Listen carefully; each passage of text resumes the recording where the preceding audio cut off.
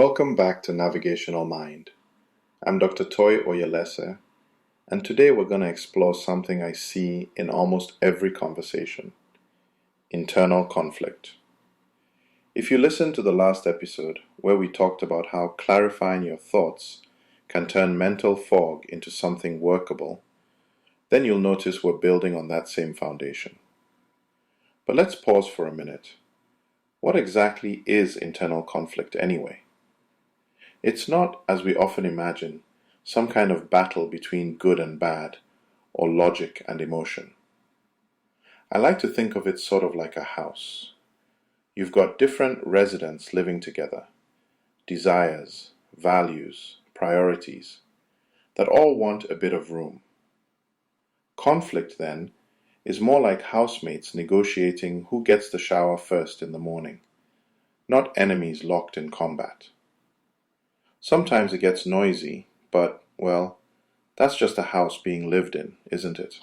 Growing up in Nigeria, and then moving to Canada in my 20s, I remember struggling with the push and pull between becoming Canadian enough for my patients and colleagues, and holding on to the things from home that shaped me.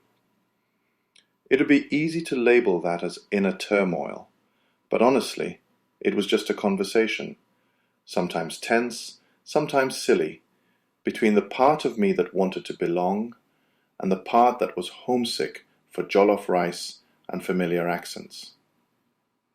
So if you feel these frictions inside yourself, it's not proof that you're broken. It's just proof that, well, you're alive, and there's more than one voice with something to say. Now, let's dig into why these residents, the ambition, caution, tradition, curiosity, you name it, get into friction with each other. If you listen to our episode about the residents of your mind, you'll remember these are not abstract concepts. They're real layers that make up our personalities. Friction is what happens when ambition rushes ahead, but caution says, let's slow down. It happens when your old traditions pull you one way, but something new and shiny tugs you another direction. And if you've ever stood at the crossroads between a safe job and a risky new adventure, well, you already know what that internal soundscape feels like. It's loud, sometimes overwhelming, but it's also data. The magic question is, when does that friction help? And when does it just freeze us in place? When friction is generative, it kind of feels like good tension in a story. You feel stretched, but also sort of energized. That's often where creativity and growth live, in the middle of the tug of war.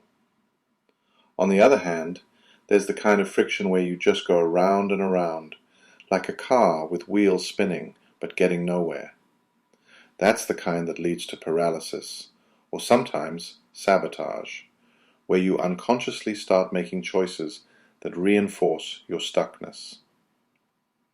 I had a patient once who was torn between a steady teaching job and the wild possibility of culinary school. At first, she saw it as this painful either-or, like one part of her had to win and the other had to lose.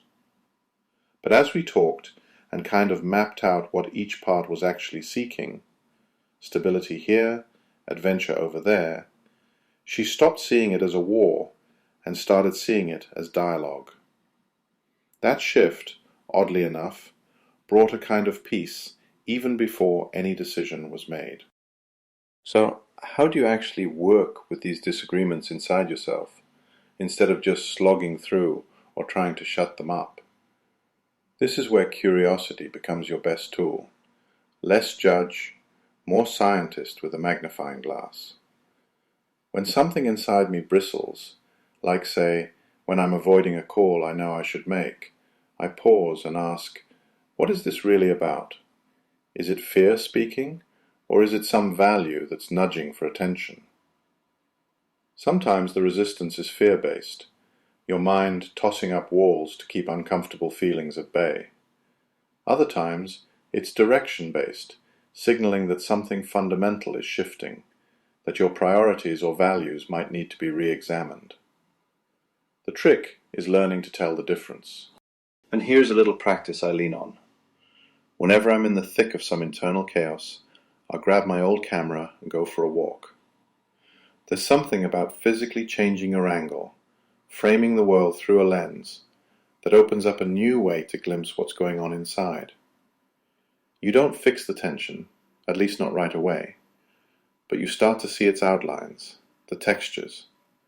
Honestly, it's an exercise in gentle, almost playful observation. The point isn't to suppress the noise, but to get curious about it, because every bit of conflict is information, not error. Like we said a few episodes back, clarity comes from turning that fog into something you can articulate, not by pretending it's not there. And that's really the core. Don't run from the friction. Look at it, name it, and let it help you find your orientation again. Thanks for joining me, and take care until next time, when we'll keep the journey and the conversation moving forward.